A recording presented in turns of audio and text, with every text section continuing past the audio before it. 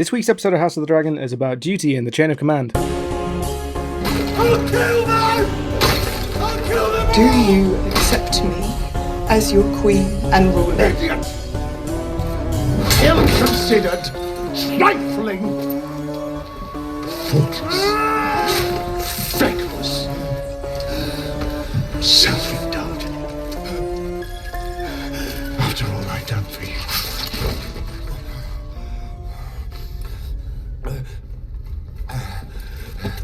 Forgive me.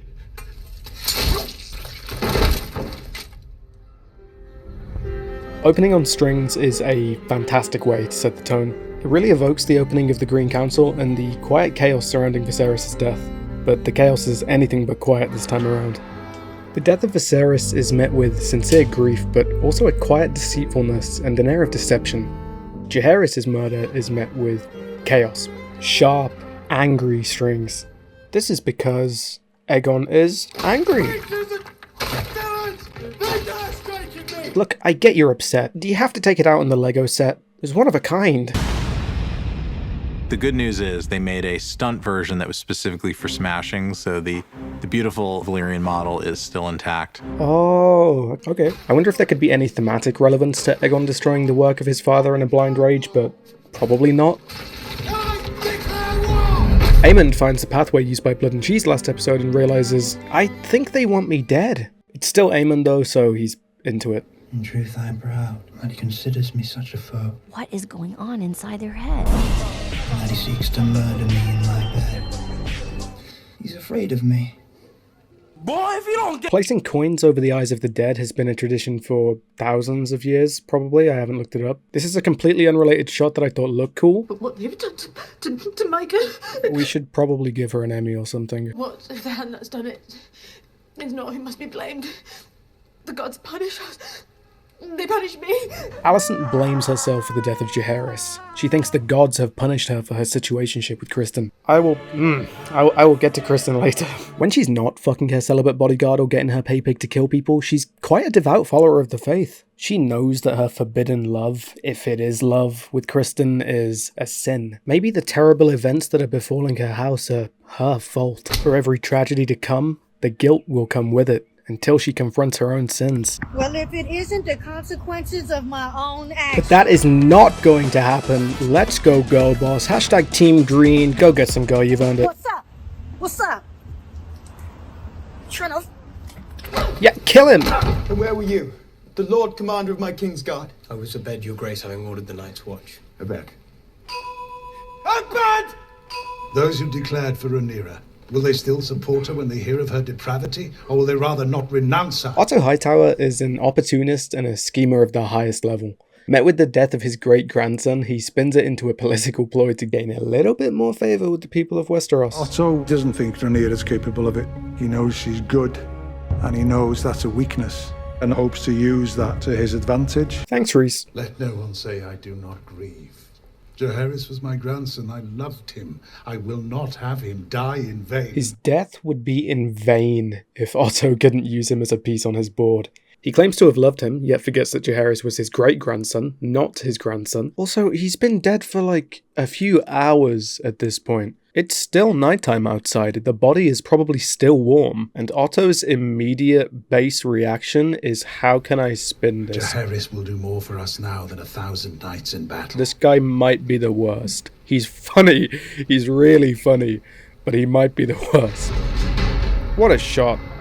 I mean, just, like, look at this, like, actually look, hang on, is that the guy from Horrible Histories? As expected, the funeral goes terribly. In a shocking turn of events, parading grieving mothers and a dead child through the slums is not the best idea for those involved. Helena particularly is in neurodivergent hell. I'm eating a Rice Krispies, totally chocolatey Rice Krispies square bar right now. Pretty good. Oh yeah, Aegon kills Blood. It's a small detail, but I like how, despite being noted for his brutal nature, Blood immediately folds when he sees the torture weapons.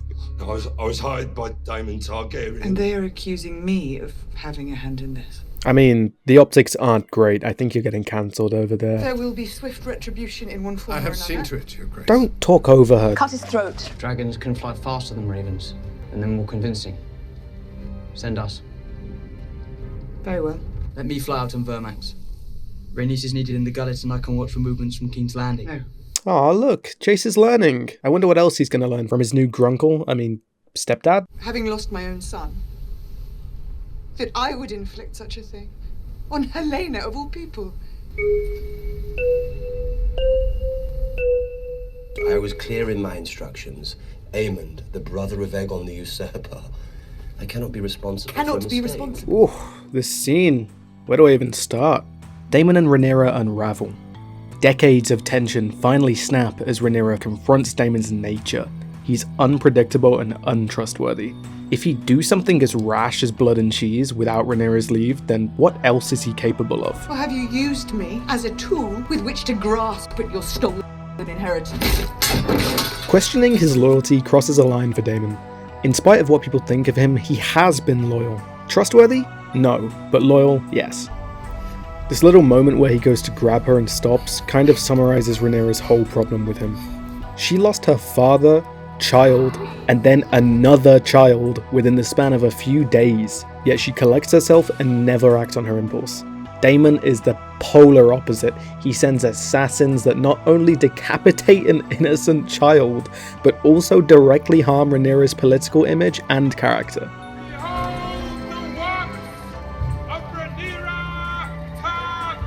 Am I not on my way even now to Harrenhal to raise an army in your name, Rhaenyra? Yours! Yet again, he replaces grief with rage, an excuse to indulge the darkness that is sheathed inside of him like a blade. What an insane line, by the way. Like, who wrote that?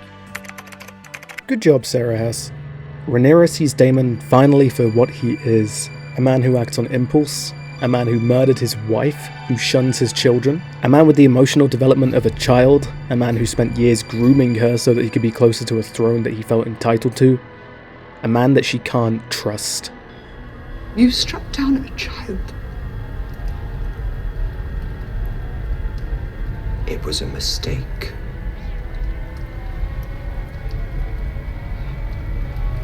You're pathetic.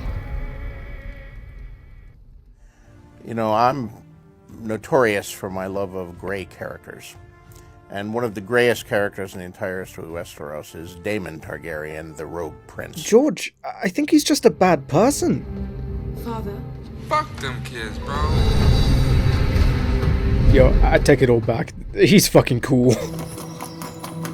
The look on Helena's face is so heartbreaking. Like, of course he wouldn't say anything to me. Is anybody on this show in a happy relationship? Have you told anyone? Oh, for fuck's sake. Alicent has a sad bath and her dildo seethes outside, imagining her naked. Next scene. Okay. Kristen. I fucking hate Kristen Cole. I will not try and act like I'm impartial. He killed Lord Beesbury, he's homophobic, and he killed Eric and Eric. This guy is the fucking worst. I hate him. I didn't even mention Jaehaerys. I like Fabian Frankel, he seems like a really nice guy, but I fucking hate Kristen Cole. What is this? Oh, he's already pissing me off. The white cloak is a symbol of our purity, our fidelity. Kingsguard are a sacred trust. Will you so easily sully our ancient honor? He's projecting his own shame and insecurity onto Arik here because he's the worst person in the world. Where were you when Jaehaerys was murdered? And then he does it again. Clap if you've ever wanted to kill somebody. Your brother is a thief and a traitor to the crown. I feel so bad for Eric and Arik. These guys are so committed to their duties that in an impossible situation, they cut themselves in half, and both of them get told they're the bad one. Was it honor that made you stand by and watch as the High Towers usurp the throne? Shut the fuck up, Daemon. Just be nice. Kristen's feeling sad, so he sends Arik off to die. Basically just cuz. And Arik is driven by duty. If the chain of command demands that he goes on a suicide run, fine. He'll just do it. Like he has to. Love is the death of duty, but for the twins, duty is the death of their Hang on. Oh, I just quoted season 8, didn't I? Sometimes duty is the death of love. Moving on. As you command, my lord. Love Fabian's deadpan stare. Big Homelander energy, thumbs up. There's an idea floating around that maybe Kristen sent Arik off because he knew he would die and could make him a scapegoat for Jaehaerys. My counterpoint to that is that I think Kristen is too dumb. Arik is the perfect scapegoat, but I don't think he's got it in mind until maybe after the fact. If he does blame Arik, I'm going to be so pissed off. Aw, look at these two in their matching outfit. Cute. It's hard. With fathers. Sometimes I think I hate him. I mean, honestly, fair enough. I mentioned this earlier, and I'm not going to harp on it too much, but Daemon is an awful father. Jace and Baelor get to bond over their daddy issues, with Jace, of course, being Harwin Strong's bastard, and his other dad being Baelor's uncle. This is a weird franchise. What do you remember of my uncle? He had a weakness for cake. I do regret that business with Luke. I am sorry for it. I don't think that he feels sorry for Luke, I think he just regrets starting a war. Saying that business with Luke is a pretty understated way to talk about your flying atomic bomb eating him alive, but maybe that's just me. They used to tease me, you know. Looks like Aemon's troubled upbringing has given him some Freudian feelings, with his whore being an older woman who he cradles up to in the fetal position and vents to, rather than, you know, what you normally do with a whore. You're my good little baby, huh? I would remind you only that when princes lose their temper, it is often others who suffer.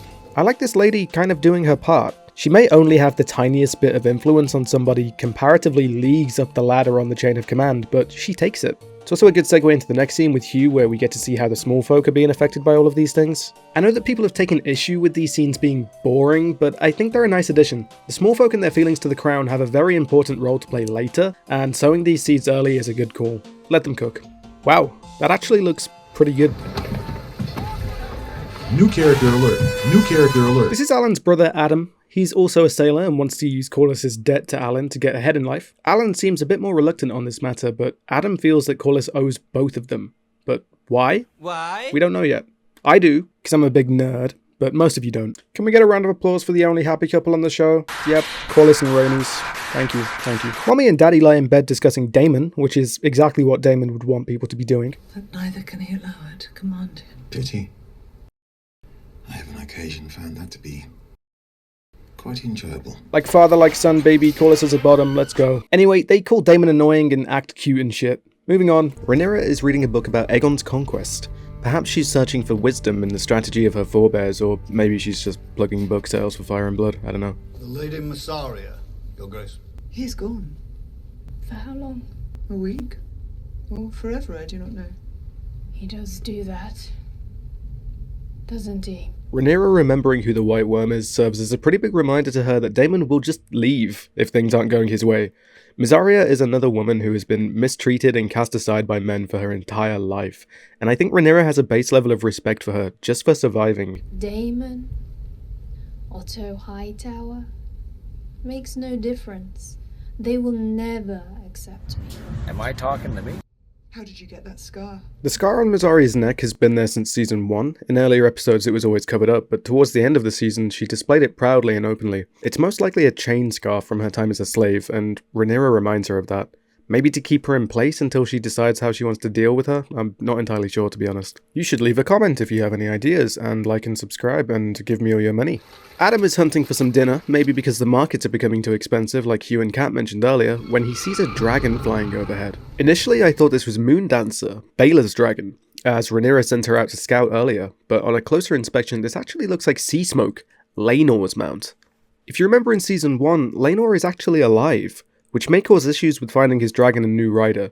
Dragons are bonded to their riders for as long as they live, and Sea Smoke is a very valuable asset. This cheeky chappie stealing a potato is Ulf the White. This is a little cameo from him, but we'll be seeing more later. The main event of the scene is that we find out that Aegon has hung... The rat catchers! Oh shit. For the first time, we see Otto just completely lose his shit. The king is my grandson, and my grandson is a fool! Welcome home, Tywin Lannister. It's wonderful to have you back. Aegon hanging all of the rat catchers nearly instantly destroys any of the goodwill Otto managed to claw from the people, with the blood of his child and the tears of his wife and mother. Your mother? They are fathers and brothers and sons, and their wives and children gather now at our gates to weep and curse your name! Aegon's impulsiveness has cost his image and standing with the common people the same way Daemon's did for Rhaenyra.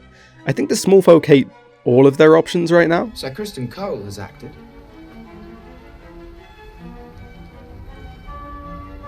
And what has Sir Kristen Cole done? Aegon sent Sir Eric to slay Rhaenyra. God's help is alone.